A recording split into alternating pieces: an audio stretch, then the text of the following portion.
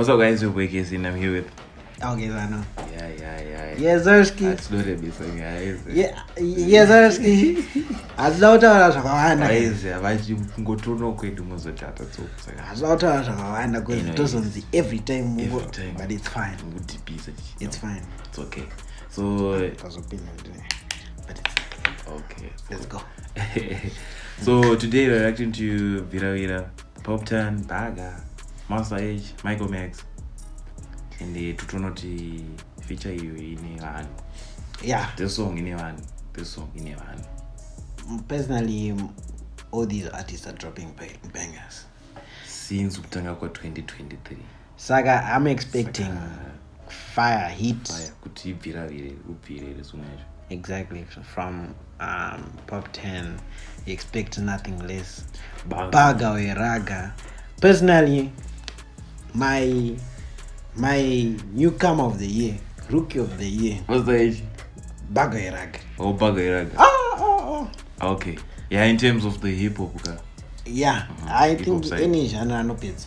He is dropping bangers. Nasi Taita ka podcast talking about the music. Okay.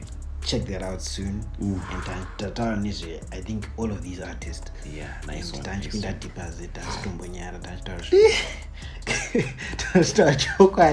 wait to watch the podcast. Saga, I can't. Let's hear this song. Okay. This collab will be a banger or not. Micheal Magz.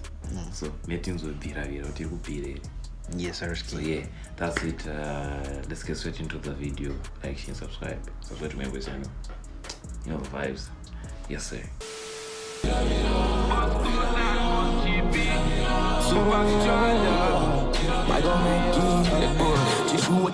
Kufama ndrimu Bvira Vira push to start ndrimu Bvira Vira ngiti baby cooler down ndrimu Bvira Vira imagine ngiti baby cooler down ndrimu Bvira Vira wamborwesa baby ne Econ Imbins Banana need you to marinate and maside and machi. Econ. Aturari. Econ. There also says Econ yekutonhorera nekurupisa ndaise.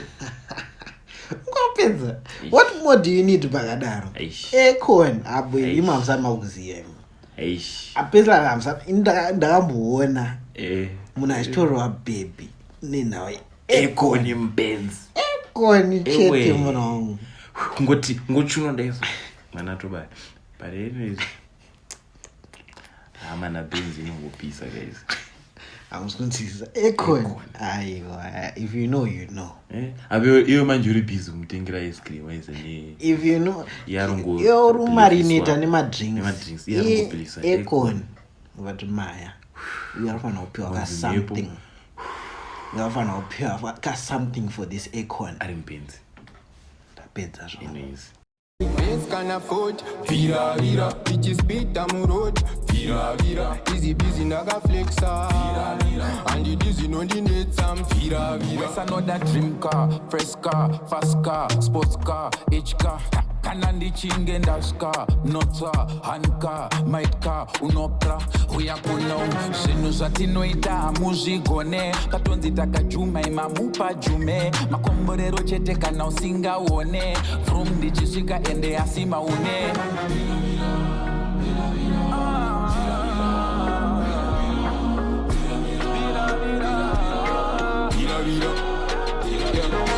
Many men, many enemies. We name a demon, we name our enemies. Good up, and the name a remote. Siliquiti can do and I wrote 263 to the I don't know. I don't know what it is, but Bagga. Bagga no one's Bagga from him, guys. Personally, this year is there's like something about his 2023 in there. There's something about his storytelling. Make a voice guys. I can't hold this Bagga. Yeah, voice like deep, papa. I don't want this Bagga wrong. But again, that deep is here. I can't hold this Bagga wrong. Marie Mudio 263 Zwaneta Totangao Did he get to youth? Cheron did he mumut? Did he get to youth? Taga Marie Mut Gola base kana bima Neji cruise amurima Marifera tima. Vira vira, vira vira.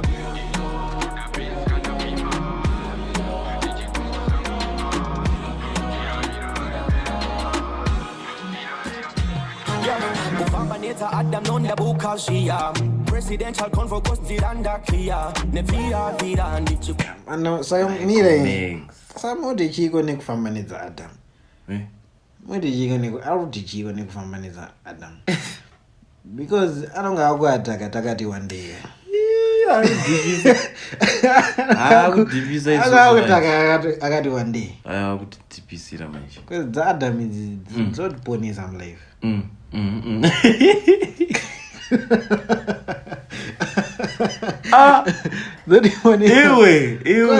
Without that pakashika zotiponese azotiponesa shamwari sokutodaro handiranzi Bvira Vira idzime nedza Adam adzime dzazingoriwo 24/7 ready to go baba dziri strong dzaAdam very strong was power baba Rizam kera right and pana will cool left in dakabata bia jadizri baba anchita shkiri bidi shekwa fin dizri baba mayuta chitira kaje pasinri baba impoti kwerete sewa musuwe chibri baba the me one pull up in a Porsche box sitting in my course chelo chisnap chelo one depending in mokoto tembo pusha tema waya shengo wa shiroto na unda kuda Bvira Vira rangu opa posto. In the name of Jesus, not in the name of Judas. You know what? I like the energy, Master H. Energy, I give my one. When I have to do it, in the name of Jesus. That's a unique way of getting into a verse. Exactly. Which means what? Enjoys here. In the name of Jesus. Please forgive me for what I'm about to do to this beat. Let me show violence. That's a violence. Because the Master H is the traction here kwa namazano. Performance ake anuruwa anozoma posta pa page yake. Aiwa kudesere chisumudza performance ndara live. Master H hazikana ma video ane ma but awanzwita anemba izvozvo ndakamboinzwa nyeyo ndakamboinzwa zvamufanira silent killer kungoziva nevision yake ishona izi vibes so yeah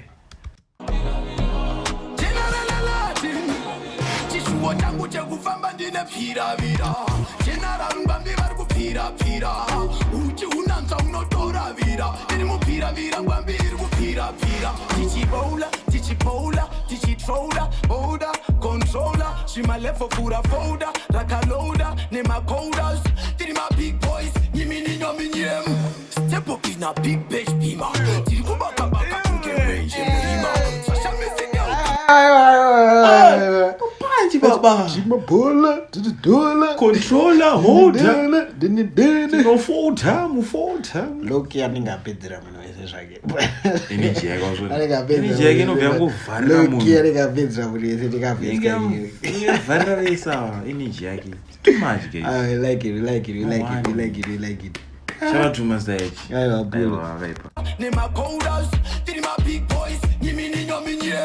Step up in a big bash bima. Tiri kubakabaka kungerenje murima. Sasha meseke ukanzwa ndote sinsima. Who got the keys to my bima? Yang yakashuta, yang yakamuka, yaweru kubondera. Yang yakashuta, yang yakamuka, yaweru kubondera.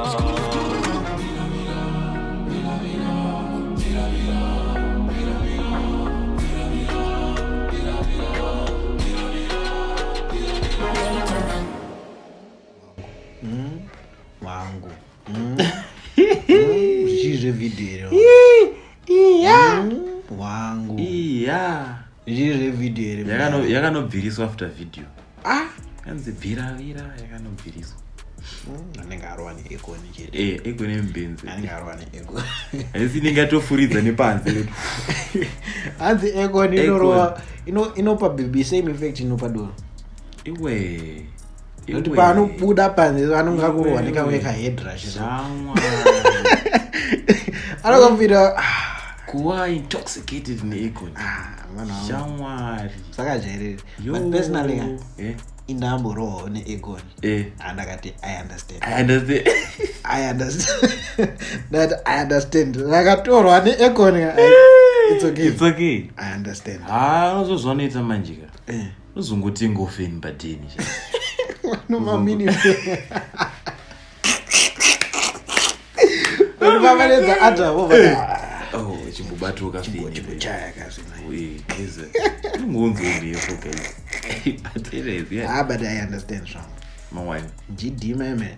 Akandi fancy masita rumasacha futhi. Wrong.